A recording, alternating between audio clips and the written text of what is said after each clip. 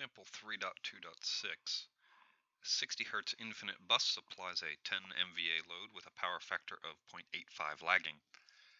Determine the generator set point necessary if a generator with a frequency droop characteristic of 1 megawatt per hertz is brought online to deliver 2.3 megawatts.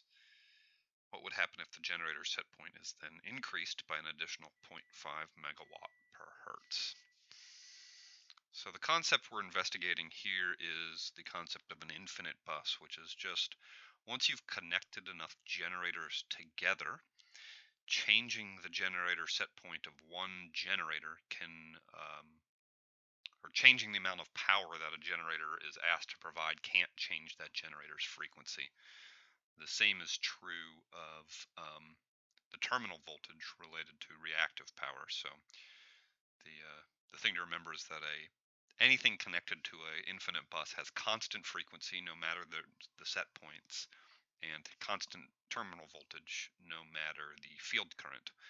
And you can still change the amount of real and reactive power delivered by the generator by adjusting the no load frequency and the field current, but it doesn't actually influence the terminal voltage and frequency.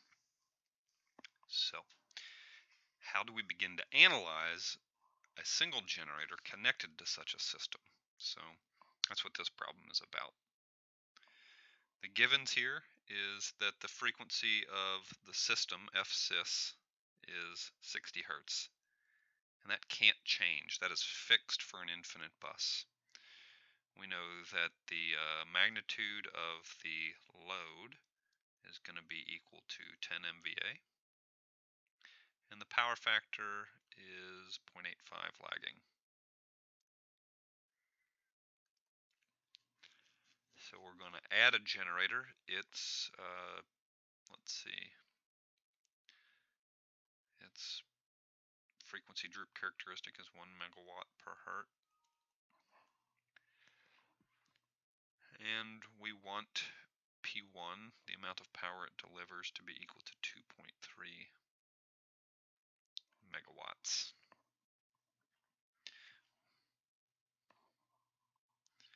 We're asked to find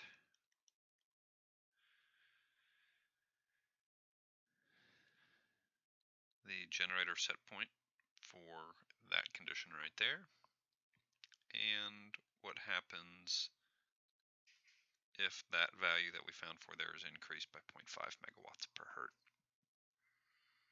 So the solution to this, you don't actually really need to draw them, but illustrating what's going on an infinite bus is maybe helpful. And so we'll do that using a house diagram, which again is just two frequency droop characteristics as drawn back to back. In this case, one of the frequency droop characteristics is going to be for the generator,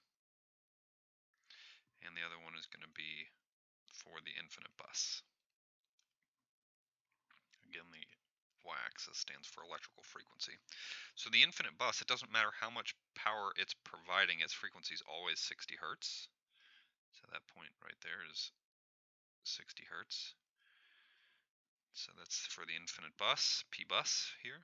And it doesn't matter if it's providing 1 megawatt or 1,000 megawatts, its frequency is constant. So we'll call this intersection right here, we'll just call that the power supplied to the load by the bus, P bus. Now, that's not true for the individual generator. It does have a droop characteristic associated with it. We were told that it's, actually we don't know what its generator set point is. That's what we're going to solve for. So we need to know where does it intersect, SP1. And all we know that is that it's got a slope of 1 megawatt per hertz. And where this intersects over here, where that line of 60 Hertz intersects, tells us how much power is being provided by P1. So that's the solution right there. So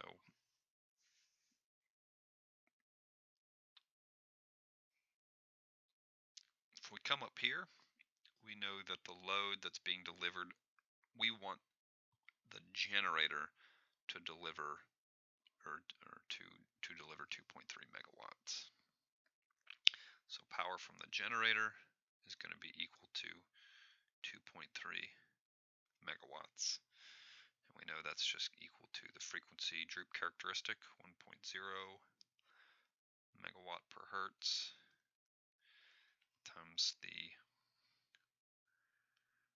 no load frequency,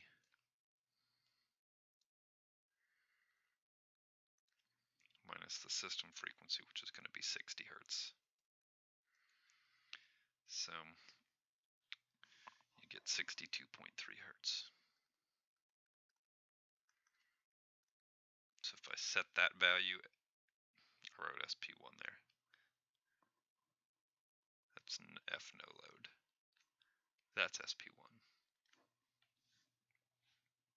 So if we set the no load frequency or the generator set point to 62.3 hertz, this generator will deliver 2.3 megawatts at 60 hertz. So the second part of the question asks, well, what happens if the generator set point is increased by 0.5? That means raise this by 0.5 right here.